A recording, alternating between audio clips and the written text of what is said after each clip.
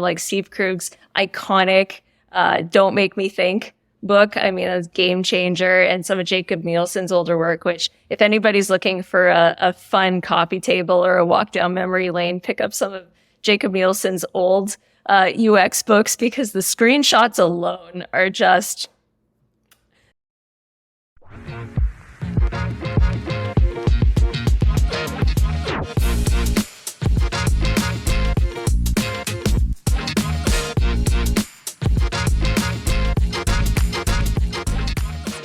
Welcome to No Hacks Show, a weekly podcast in which smart guests talk to you about better online experiences.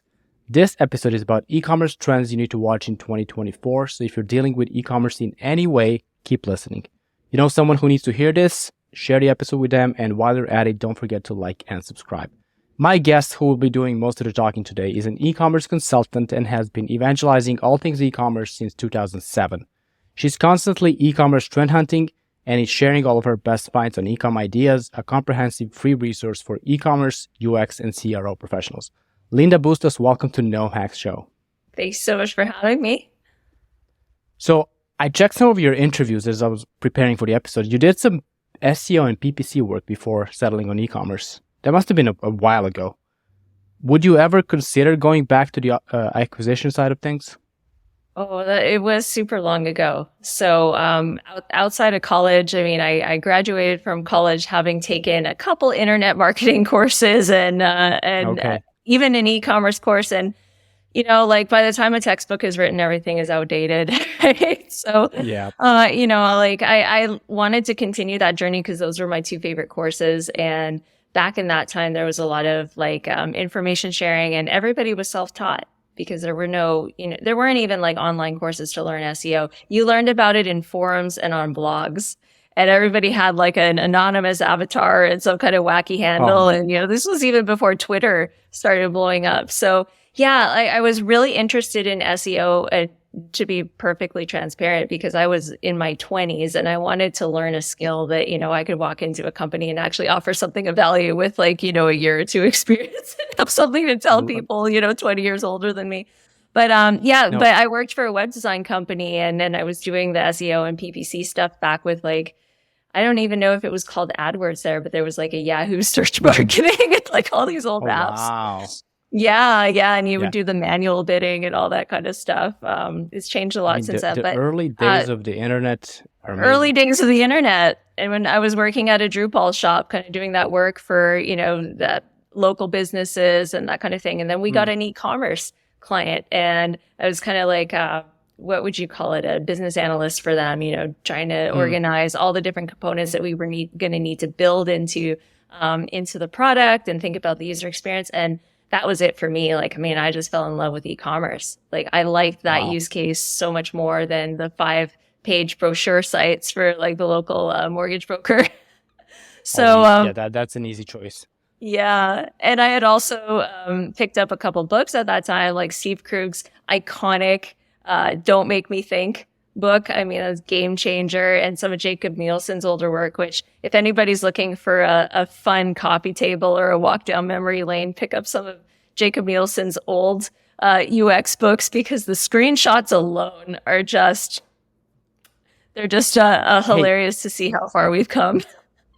But even Don't Make Me Think, there are some screenshots, not a lot of screenshots, but there are some in that book, and for me as well. And I just had a LinkedIn post this morning about that book. I mentioned the book just completely by accident. That was a shift in how I think about website. When I read that book, it was for the first time that I thought, okay, I'm not just seeing broken things. There are other people who are looking at it this way. There's a method to all of this. I think it was the most career altering book I've had in my life, because it put me on the path of optimization, and I haven't stopped doing that. So you've been around e-commerce for a while, and you've seen a lot of changes in the e-commerce space. New platforms popping up, new technologies, new trends, new UX, any kind of trends. What's let's say in the last 5 years, including the pandemic period, what's the biggest change that you've seen? Well, in UX, I mean, one of the biggest changes is that there's so much flexibility on the front end. Back, Mm, 10, 15 years ago when I started writing about this stuff, you get an e-commerce platform and then you kind of got the template that came with it. And then everybody was kind of coloring in between certain lines.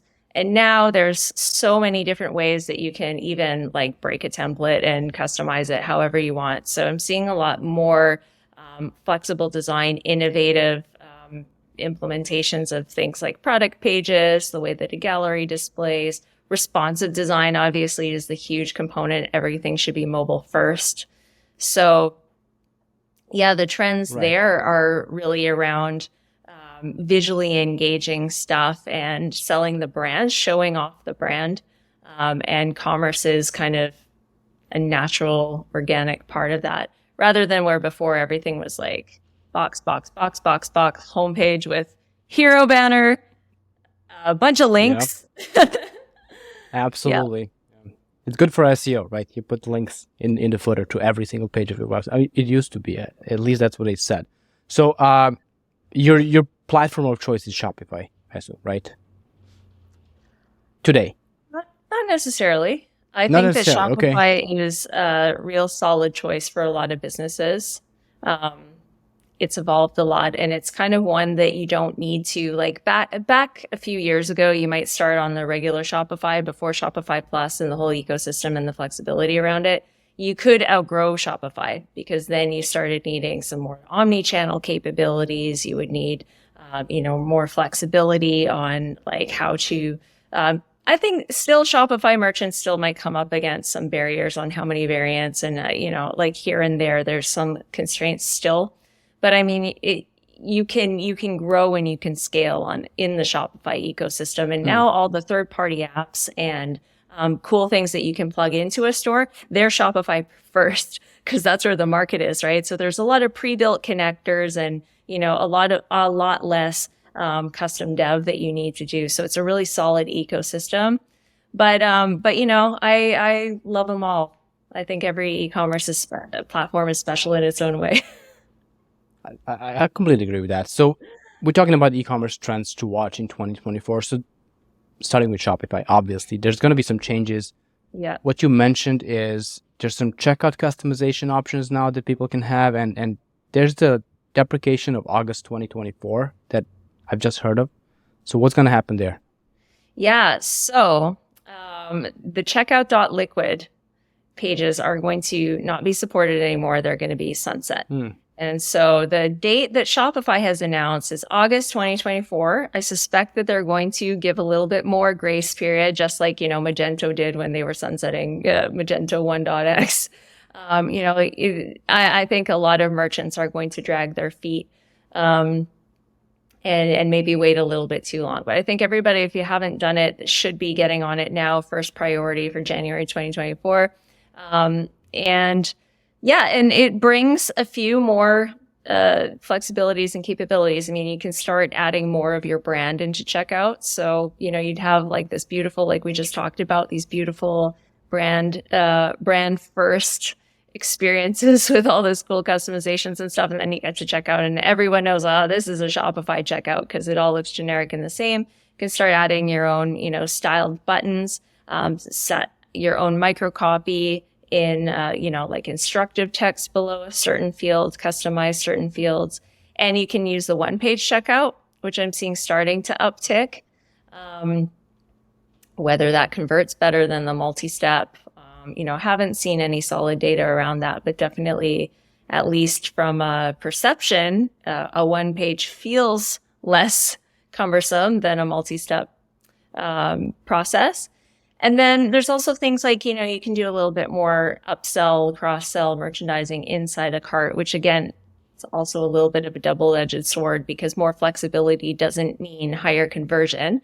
From Shopify's point of view, they were always very, the one thing that they needed to protect and hold sacred was the checkout, because if they let merchants mess with it too much and conversion went down, they're getting paid a percentage of revenue, right? They make money on the transaction. So they had to protect that. But now they've got like a team of like 200 engineers, which are working on making it, still very very highly, the word is not controlled, but highly optimized. Okay. But the start give more flexibility about things like business logic, right? So let's say you have multiple stores, multiple locations, and you want that checkout to be kind of optimized for one region for another. Like you can choose the order of your shipping options. You can, include more gifting capabilities, gift notes, and a $2 add-on for, a gift wrap or anything like that. You can Right. do a little bit more within the checkout. But I would say for merchants that they should be very careful and always measure what they're doing, because the checkout is not the time to start pushing banner ads or, hey, here's a cross sell or anything like that. Definitely, and absolutely not. I come mostly from WordPress and WooCommerce background. I was a developer for years, a WordPress and WooCommerce developer, and seeing Shopify's checkout always like makes me smile almost, because how beautiful and simple it is, and it's never messed up. It's never broken in any way. The current version of it, where it's the same for every merchant. Yeah. Every Shopify store you go, you get the same experience. I'm not concerned based on what you said, because it's not full control still. It's just a bit more flexibility for the merchants. But I'm sure the team of engineers know exactly what they're doing, and they're not going to let anyone just mess up, well, their money-making page as well. So so that's happening. That's like the big thing happening this year. I like that. So let's talk about the second item that we have on the list here, and that is personalization and, of course, artificial intelligence. Everybody must mention AI whenever they talk about anything in 2024. So how's that coming into e-commerce this year? Well, there's a lot of hype about AI, right? And there's two different kinds of AI. Well, there's more than that. I mean, I'm oversimplifying it, but personalization and machine learning and the kind of AI component of that has been around for a long time. But kind of with this new generative capabilities, I think that puts it on steroids, and we haven't fully seen that the impact of that or the capabilities of that gone live yet. So I'll talk about where I think it could go and what some of the opportunities and sort of like adjacent possible is. But one of the things with like personalization, for example, the challenge is that with AI, with all these kind of things, it's promising to do things at scale and to remove like a lot of human decision making and effort and operations and all that kind of stuff. So the AI works, and it's set it and forget it, I guess, for lack of a better word. But there is a drawback to that, is that some people can put too much faith in the AI without going under the hood and applying their own settings. So in a merchandising and personalized assortment on you navigate to the t-shirts page, and it should, the promise of the tool is that it's going to personalize to that user. Well, the rich get richer in the sense that the tool is trying to show the most popular thing to like a brand new visitor who comes, you don't have any personalization intent signals or any information. It's going to show you the most popular thing. And it's going to do that at scale. And it's going to do that more often, because that's what the algorithm is tuned to do. But as a merchant, you might be left with, okay, now there's products that aren't turning over because they're showing down at the bottom. And there might be that one customer with that thing on page 5 is perfect for them. It should be in slot number 1. So I think that personalization is kind of sold as more capabilities than what it really does. So where we need to go and what we need to look at is capturing more first-party data and connecting that into personalization engines.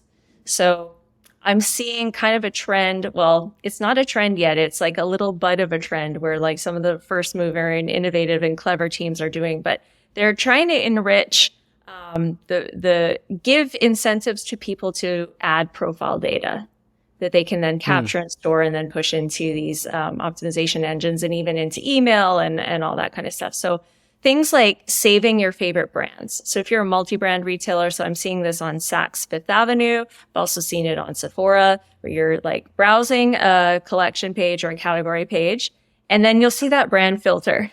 That could be hundreds of values long, right? So what Saks is doing is like save your favorite brands into the profile.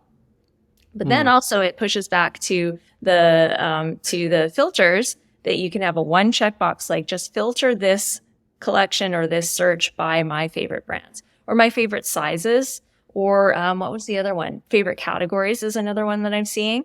So that's a great like strategy to be able to not only like let the customer tell you what they want and what they like, and then adapt the site to it. Another thing that we're seeing, and a lot of people on LinkedIn are responding to this with excitement, is the ability to kind of customize the experience for the user browsing, like by size or by skin tone or by other things that are like contextual to the purchase thing. So if there are little toggles in a category page to toggle to like show me just all on a plus size model, or seeing with like Brilliant Earth, they have on their product pages like a hand that you can slide forward and back to change the skin tone, and then the product on top of it, you know, look like colors of a ring or something will pop or look different across those contexts. So being able to, first of all, let somebody change the presentation of the site.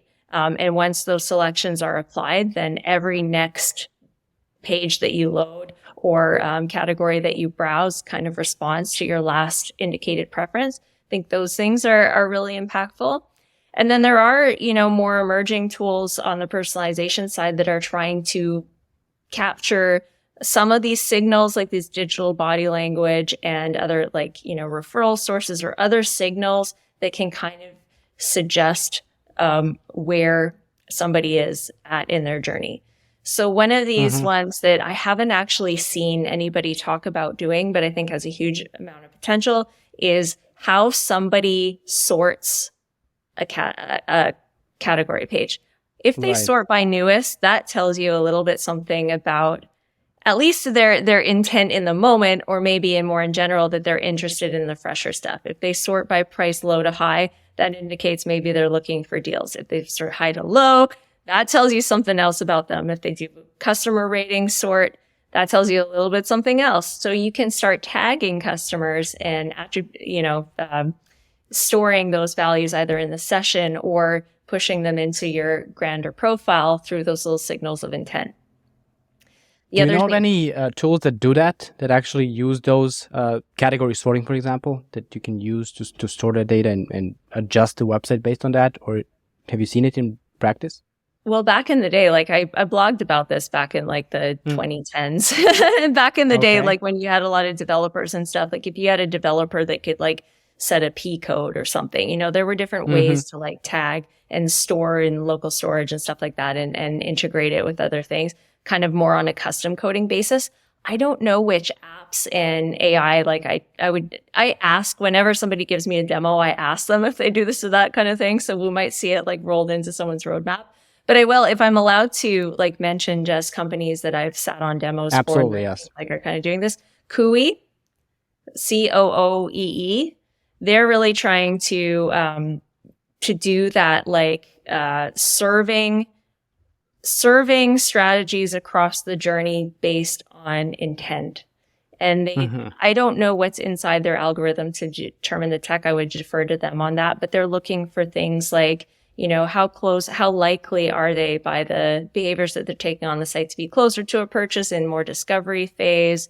They take into account like the referral source and the campaign, and that kind of thing. So yeah, I think that merchants also can't rely, like to the point that I made before, like they can't rely entirely on the tool to do it. Sometimes you need to say like, okay, this is what we know about our customer and our catalog and the way that we want to present ourselves. And we will adjust some settings in the back end of whatever tool we're using. We'll apply boost rules maybe to your in-house, you know, or whatever you have a higher margin for, or you have a great relationship with certain suppliers, or if you're a brand selling direct, you kind of know what your flagship products are and the other ones that are kind of like your B-side catalog, right? So you might need to tell, especially when you're just getting started with a tool like this, give it a little bit of hints on what it should be optimizing for. But yeah, I think it needs to be a combination of tool and brains. But absolutely. But I like how you put together personalization and first-party data collection, because AI and personalization and first-party data collection, because like AI, especially what we have today as widely available tools like ChatGPT and all those Gen AI tools, it will not turn thin air into magic. But if you give it good enough information and something to work with, and that will be the first party data here that you would collect from users, it can do great things. Like even ChatGPT, if you give it enough information and ask about intent of the user, maybe it's not going to be 100% accurate all the time, but neither will a human. So it will be good enough with good enough prompts and information and inputs. So I'm all in on first party, zero party data collection. This is the quizzes, things like that. Those are the most amazing things that any e-commerce web store should be doing, because you're future-proofing yourself once third-party cookies go away and all that mess that we're going to have this year. So do you know any apps or tools that allow you to collect first-party data in a good way, specifically for Shopify, let's say? Oh, yeah. I've looked into the quizzes. I'm seeing them a lot. And Octane.ai seems to be like the flagship one in the Shopify ecospace, and there are some others. So yeah, it's great, but that's again, it's that tool is the facilitator of it, but you as a merchant need to understand exactly what the right questions are, because that's a journey that a customer can abandon if they're like, why are you asking me all these questions? Blah, blah, blah. And then also you need to test and kick the tires on it after you've launched it. Test it under all different kinds of potential answers to see if the recommendations that come up are actually valuable. Because sometimes it can be like, oh, okay. And it comes down to your product data too, right? Because product finders and these quizzes, essentially they're product finders. So you need to make sure that your catalog has the right attributions and meta tags and those kind of attributes for keywords, so that the product quiz will actually pull them. It's really applying multiple filters. Absolutely, but all these tools are actually doing, when you think about it, is making it easier for the user or the customer to find a product that will be good for them and that they need and they want. Like it's nothing more complicated than that. It's just modern day tools helping you find the right product. I'm super excited about what's coming in this specific area. But tell me about Ecom Ideas. Tell me about that. Well, what just led before you to we create? Do that, yes, something just sparked in my mind, because we kind of opened up talking about like the AI and the Chat GPT and stuff like that. Now imagine if you could take the product finder and instead of going through these pre-baked, because you kind of have to set up a journey on the back end, you as a merchant. What if it was more conversational? And I think the Shop app from Shopify is trying to do this with their chatbot and stuff like that.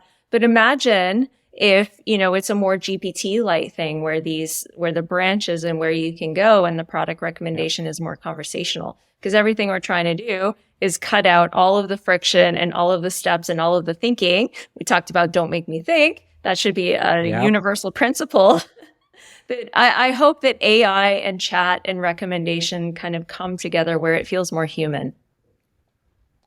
I think we're there. We have the tools already. From what I mean, just create a custom GPT, train it well, and tell it what not to do, and I think it will be able to recommend some good products or whatever you need it for your e-commerce stores. It's just about integration and everything else. Yeah, but it's super exciting. And again, AI is a tool. It's still just a tool. It's still not here to take us out and kill all humans and all that stuff. Ecom Ideas, like, why did you create that? How long was it in the making? What is it about? Oh, wow. So I used to be a blogger. I blogged about e-commerce from 2007 to 2017.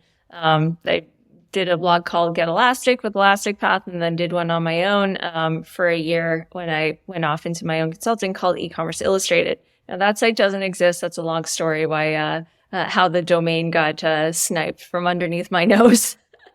But yeah, during that year that I worked on E-commerce Illustrated, like Get Elastic was kind of topical stuff about e-commerce, but I wanted to do like a homepage all the way through to checkout kind of project. And it took me a year, but the process of that was looking at as many of the internet retailer top 1,000 sites as I could possibly stand to look at, and Shopify sites and, trending sites. And I would use them on desktop and mobile, take a bunch of screenshots. And that's where all the material for the actual guides and kind of compiling everything came together. So that's why it took a year, because, you know, you really have to analyze a ton of stuff and then distill it down to like, okay, here's some patterns here. These are like, you know, how you would classify approach number 1, 2, 3, 4, 5. And here's when you should do approach number 1 under these scenarios and blah, blah, blah, right?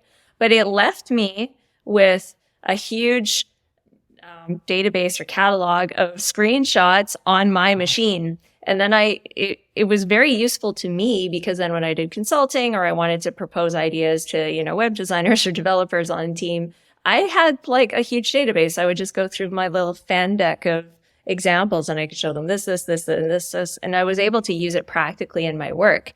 So part of that process, like during that time, I was like, oh man, I should just like white label this, or what do you call it? Open source this and publish this somehow and like let other people use it, because the work is done. That was an idea that I had back in like 2016. And then, you know, I went back into like full-time roles, and, you know, kind of abandoned my own like freelancing work for several years. But I always had this idea in the back of my head. And then I had another idea of like, oh, maybe I could take, like, I was a big fan of Animaniacs, the cartoon, as a kid. And, you know, I thought like it'd be funny to do like a video series where there's like good idea, bad idea. And it was, you know, good idea for like, you know, take a topic like filters on a catalog page, or, you know, like how a search box works, or something like good idea, bad idea, good idea, bad idea, whatever. And I posted a couple of those videos already. I actually tried to make them, and I don't know if I'm going to continue, to be honest. I'm not sure if it was such a great idea, but that kind of like, in order to make those videos would require me to do that whole process again, right? Go and like audit a whole bunch of sites and collect the screenshots and stuff. And now today, because like there's really easy like no code tools, like I'm using Notion. It gives me a really easy back end for me to organize all my shots and then add a little bit of context around them and create an index of all of these. So that's what I've been working on for the last, you know, I guess like 9 months now, full time. Wow. I'm just like putting this together, and I'm trying to get it ready to, you know, like I need to make sure it works nicely on mobile as well as desktop, and, you know, put a little wrapper around it. But yeah, that's what I've been working on. And the intention is that, you know, for product management teams or A/B testers or anybody that's like thinking in their mind about like, okay, what's next? What do we do next with our user experience? What's that next little feature that we might be missing? What's innovative that customers like, or merchants like us are doing? So I wanted to have a place where if you're working on something, you would be able to go and refer to something and go check things out, get ideas. That sounds. It's not a website yet, right? It will be at some point. It will be a website very soon. So I've done all the content, very soon. All there. I just need to because I'm doing this all kind of like solo. So the next step is to figure out, like, as time of recording, you know, how I'm going to wrap a super.so wrapper, which turns it into a website. Okay, cool. But it's a LinkedIn page right now, so people can follow the LinkedIn page. Right now, it's a LinkedIn account, but ecomideas.com is going to be going live soon. Oh, you got the .com domain. That's cool. Yeah. I wouldn't think that would be available. That is awesome. In 2024 or 23, whenever you got it, that is quite amazing. I'm looking forward to seeing that website. And again, this is not a best practices. Just copy these and you'll be successful. This is, you know, you're struggling to solve a problem. Here are some solutions that are for that kind of problem. Just figure out which one is best for you. That's a really important distinction, right? Yeah. And, you know, there are other, there's great resources like Baymard Institute, which will tell you guidelines and stuff like that. I didn't want to go that direction with this because I want to keep it more about ideas and what's innovative, because as we all know, like, it could work on site A and not on site B. It might work great for you. It might totally flunk. So you got to be A/B testing. But at least when you're at the drawing board and you're at the solutioning stage, you can kind of together workshop with your team, like what you like about something and what you don't, and take inspiration.